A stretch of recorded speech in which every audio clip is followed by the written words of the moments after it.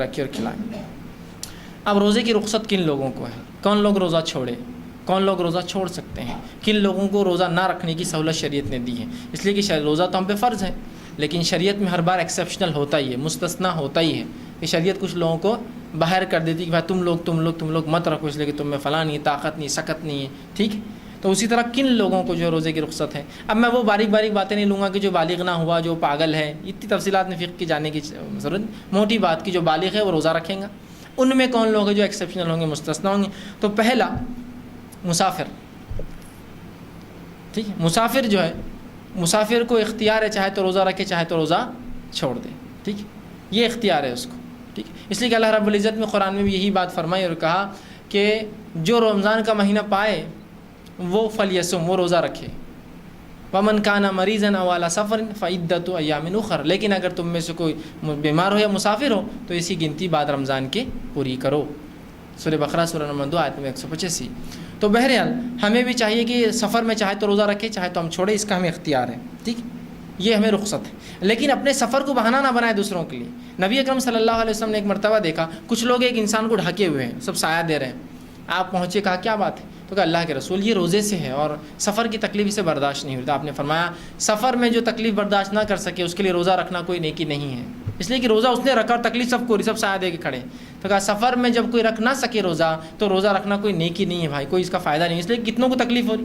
اور بہت سے لوگ سفر میں روزہ رکھتے ہیں خاص طور سے، اور پھر شروع ہو جاتے ہیں میرا بیگ اٹھاؤ، میں روزے سے ہوں، میرا یہ کرو، تم نے روزہ نہیں رکھا تم یہ کرو، مطلب اس کو حمال بنا دیتے اور خود ایسا روزہ کوئی نیکی نہیں ہے۔ بہت سے لوگ روزہ رکھ کر کیا کرتے ہیں معلوم آپ جائیے گورنمنٹ آفیسز میں فلاں صاحب کا ہے جو مسلمان ہے، صاحب نہیں آیا آج، کیوں؟ اپاس ہے ان کا، تو کس پر احسان کیا آپ نے روزہ رکھ کر؟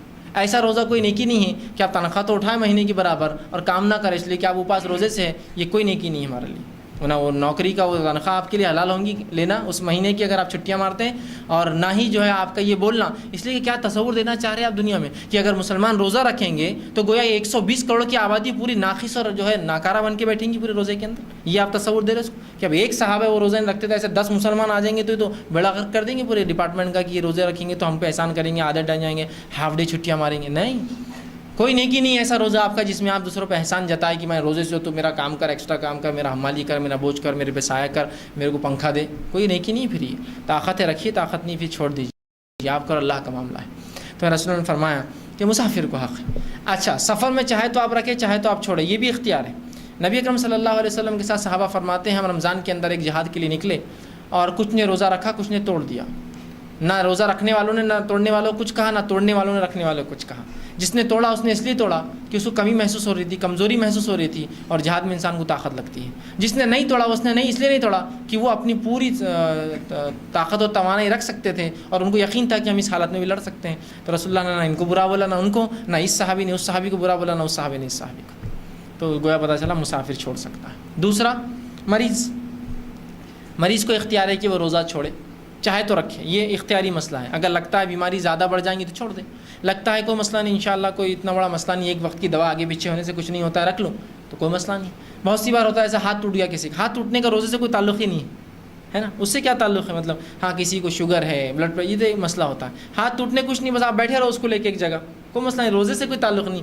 ہاں یہ الگ بات ہے کوئی کہ میڈیسن ضروری ہے کمپلسری ورنہ یہ زخم بڑھ سکتا ہے تو ایک الگ شکل ہے، ورنہ بہت سی ایسی بیماریاں ہوتی ہیں جس میں روزے کا آپ کا کوئی فرق نہیں پڑتا ہے، لیکن بہت سی ایسی بیماریاں جس میں روزے پہ اثر آتا ہے، تو یہ آدمی طے کرے اپنی صحت کے اعتبار سے، اس لیے کہ اللہ کو جواب دے، پبلک کو نہیں بولنا ہے یار میں روزے سے اس لیے ہاتھ اٹھاؤ روزے سے، اللہ کیوں لوگوں کیوں بتا رہے ہیں آپ کو آپ کو جواب دینا ہے، اپنے رب کے اعتبار سے آپ بات کیجیے، سوچئے کہ میں کیا اللہ کو عذر دے سکوں گا، یہ عذر کہ اس عذر میں جو ہے بھوکا رہ رہا ہوں، جبکہ ایسے ہی عذر میں کئی دن بھوکا رہا ہوں پہلے کام کاج کے لیے، تجارت کے لیے، ٹھیک ہے؟ تو اپنے فرائض ہے، فرض روزہ میں نہیں سمجھتا کوئی مسلمان جان بوجھ کے چھوڑیں گا، اس لیے کہ یاد رکھیے ایک روزہ اگر آپ چھوڑتے ہیں تو پوری زندگی بھر بھی آپ نفل روزے رکھے تو اس ایک فرض روزے کی پور نہیں کر سکتا، اس کے برابر اس کے درجے کو نہیں پہنچ سکتا، تو کبھی مت چھوڑیے بلا وجہ روزوں۔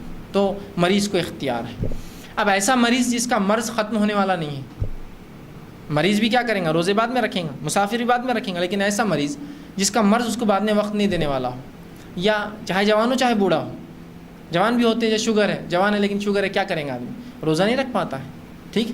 تو ایسا شخص کیا کرے جس کی بیماری ختم ہونے کے چانس نہیں، یا کچھ لوگ ہیں جو کچھ دن تو رکھ سکتے ہیں، 1 دن آڑ رکھ سکتے ہیں، 2 دن آڑ رکھ سکتے ہیں، ان کا جسم اتنا ان کو سپورٹ کرتا ہے کہ 2 دن میں ایک روزہ، 3 دن میں ایک روزہ، تو باقی 2 کا کیا کرے؟ اور بعد رمضان بھی کوئی چانسز نہیں ہے کہ اس کی بیماری اچھی ہو کہ وہ کرے، تو وہ ہر ایک روزے کے بدلے ایک مسکین کو کھانا کھلا دے. ٹھیک، آج کا ایک روزہ چھوٹ گیا، مسکین کو کھانا، کل کا رکھوں گا تو ٹھیک ہے، پھر ضرورت، پرسوں چھوٹ گیا، مسکین کو کھانا. ایک مسکین کو اتنا کھانا کھلائے جتنا آپ اوسط کھانا خود کھاتے ہیں. ایوریج فوڈ جو آپ پکائے، سب سے اچھا طریقہ جو پکاتے وہی اس میں سے ایک نکالیے اور اس کو لے جا کر تحفتاً دے دیجیے، یہ کھائیے. ضرور نہیں بولنا کہ یہ فدیہ ہے میرے روزے چھوڑنے کا، آپ دے دیجیے، کوئی بولنے کی ضرورت نہیں اس کو. ٹھیک ہے، تو ایک مسکین کو کھانا کھلائیں گا بیمار، جس کی بیماری میں شفا ہونے کی کوئی صورت نہیں ہے، چاہے جوان ہو چاہے بوڑھا. اب بہت سے بوڑھے لوگ ہوتے ہیں جن کے بڑھاپے کی ختم ہونے کا کوئی چانس نہیں، کمزوری ختم ہونے کا کوئی چانس نہیں، تو کیا یہ روزے چھوڑے؟ تو ہاں، روزے چھوڑ سکتے ہیں. ہر روزے کے بدلے ایک مسکین کو کھانا دینا روز دیجیے.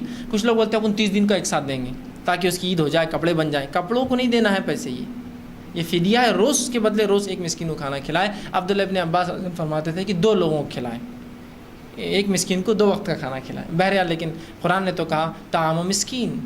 ٹھیک ہے، ایک مسکین کو کھانا کھلاؤ، تو ایک مسکین کو آپ ضرور کھانا کھلا دیں ان کے بدلے. اسی طرح اور کون روزے چھوڑ سکتا ہے؟ تیسرا وہ فرد جو روزے چھوڑ سکتا ہے سماج کا، وہ خاتون ہے. وہ خاتون جس کو حیض یا نفاس ہو، اس پہ بھی روزے فرض نہیں ہیں. وہ روزے چھوڑیں گی اور بعد رمضان ان روزوں کی پر کریں گی. یاد رکھیں، نفاس اور حیض کا خون آنے سے یا جو ہے شروع ہونے سے یا چل رہا تھا تو اس کے روزے معاف ہے، اتنے روزے، لیکن اس کو بعد رمضان رکھنا پڑیں گے. اس کا کوئی کفارہ نہیں ہے، بس وہ روزے بعد میں آپ کو پورا کرنا پڑیں گے. اور اسی طرح حیض اور نفاس کے علاوہ بھی کچھ خواتین ہیں جن کو اللہ کے رسول نے جو چھوٹ دی، وہ ہے حاملہ اور دودھ پلانے والی عورتیں، رضاعت، جو بچوں کو دودھ پلا رہی ہیں. نبی اکرم صلی اللہ علیہ وسلم فرماتے ہیں، یہ ابو داؤد اور نسائی کی روایت ہے، آپ نے فرمایا، انس بن مالک اس کے راوی، آپ نے فرمایا کہ اللہ نے مسافر کو روزہ مؤخر کرنے اور نصف نماز پڑھنے کی اجازت دی ہے. روزہ لیٹ مطلب رمضان کے بعد رکھنے کی، نمازیں اس کی عادی ہوتی ہیں، نماز رخصت دی ہے. جبکہ حاملہ اور دودھ پلانے والی عورت کو روزہ مؤخر کرنے کی رخصت دی ہے. جو حاملہ ہے اور دودھ پلانے والی عورتیں، یہ اپنا روزہ مؤخر مطلب بعد رمضان رکھ سکتی ہے، بعد رمضان رکھ سکتی ہے. ٹھیک ہے، تو یہ مؤخر کر سکتی ہے، اس میں کوئی حرج نہیں. اب اگر کوئی خاتون یہ کہے کہ کبھی ایسا ہوتا ہے انسان کو کہ ایک پیدر پہ ان کو اولاد ہوتی ہے، حمل ہے پھر رضاعت ہے، حمل ہے پھر رضاعت ہے، حمل ہے پھر رضاعت، کیسا کریں گے؟ 4-5 اگر ان کو اولاد ایک ساتھ ہو جائے، ایک کے بعد ایک کے بعد، تو ظاہر حمل رضاعت حمل، تو کیا پورے چھوڑ دیں؟ اور ظاہر سی بات ہے اب اتنے جمع ہو جائیں گے تو کیا یہ پورا کر سکیں کبھی زندگی میں؟ ممکن نہیں ہوتا یہ. ٹھیک، تو اس تعلق سے علماء کہتے ہیں کہ ہر روز کے بدلے ایک مسکین کو وہ بھی کھانا دے دے جو عورت یہ جان چکی ہے کہ پہلے ہی کافی روزے اس کی چھوٹ چکے ہیں. مثال کے طور پر پہلے بچے کی حمل تھا، ٹھیک ہے، اب حمل ظاہر سی بات ہے وہ رمضان چلے گا، پھر رضاعت آ گئی، 2 سال چلے گی، پھر دوسرے بچہ پیدا ہو گیا تو اس کا حمل تھا، پھر اس کی رضاعت شروع ہوگی، پھر تیسری اولاد ہوگی اس کا حمل رضاعت، تو ظاہر سی بات ہے کہیں روزے چھوٹ گئے. اب کیا ممکن ہے کہ اتنے روزے 120 150 180 روزے وہ رکھے، 4 5 7 8 سال کے جمع ہو جائے؟ نہیں ہو سکتا ہے. تو علماء نے کہا کہ پھر ایسا جب امکان ہے تو ہر روز ایک مسکین کو کھانا دے دے، وہ انشاءاللہ اس کے لیے کافی ہو جائیں گے. ٹھیک، اس لیے کہ یہ بھی بیماری میں کاؤنٹ ہو رہا ہے، ایک قسم کا کہ وہ چاہتی ہے لیکن رکھ نہیں پاتی ہے، اس لیے کہ بچے کے صحت کا مسئلہ ہے، بچے کو دودھ نہیں ملے گا تو اس کا حق ضائع ہوگا. یہ الگ بات ہے کسی کو اللہ نے اچھی صحت دی ہے اور بچہ بھی اس کا رضاعت دودھ بھی پیتا رہے اور اس کو روزہ رکھنے کی بھی اللہ نے سکت دی ہے، تو رکھیے پھر رضاعت میں. لیکن حمل میں بھی ایسا ہو سکتا ہے کہ کسی کو سکت ہو رکھیں، لیکن کسی کو طاقت توانائی قوت نہ ہو، کمزوری ہو، اولاد پہ کوئی اثر پڑ سکتا ہو، تو روزے فرض نہیں پھر ایسی ہو. ورنہ بہت سی بار عورتیں نہیں مجھے روزے رکھنا چاہیے اس لیے کہ مجھے یہ عمل چھوڑنا نہیں، بہت اچھا عمل ہے روزے، لیکن ابھی اولاد کی جان ظاہر سی بات، انسانی زندگی بہت اونچی ہے تمام معاملات سے. یاد رکھیے شریعت میں ان کا بڑا مقام ہے، انسانی زندگی کا بڑا اونچا مقام. اس حد تک انسانی زندگی کو شریعت نے مقدس سمجھا کہ نبی اکرم صلی اللہ علیہ وسلم کی دور میں ایک خاتون آئی جو زانیہ تھی، زنا، اور زنا کی سزا ہم سب جانتے کیا ہے، لیکن اس نے کہا اللہ کے رسول، اس زنا سے میرا حمل ٹھہر گیا ہے. تو رسول اللہ نے کہا پھر تو اب تجھے سزا نہیں دی جا سکتی ہے، یہ بچے کے پیدا ہونے کے بعد ہی سزا ملیں گی تجھے، جا. وہ گئی، پھر وہ اولاد پیدا ہوئی، پھر آئی اور کہا اللہ کے رسول آپ سزا دے دیجیے. تو کہا ابھی اس کا حق ہے تجھ پر. جب یہ کھانے پینے لگے جب پھر وہ گئی اور بچے کو ساتھ لائی، جب کہ اس کا دودھ چھوٹ چکا تھا، وہ کھاتا پیتا تھا. اس نے رسول اللہ کے سامنے اسے کھانے کی چیز دی، اس بچے نے وہ چیز کھائی. اللہ کے رسول کو اطمینان ہوا، آپ نے کہا کہ اس بچے کو لے لو اس سے، اور اس عورت کو سنگسار کرنے کا حکم دیا گیا، اسے قتل کر دیا گیا.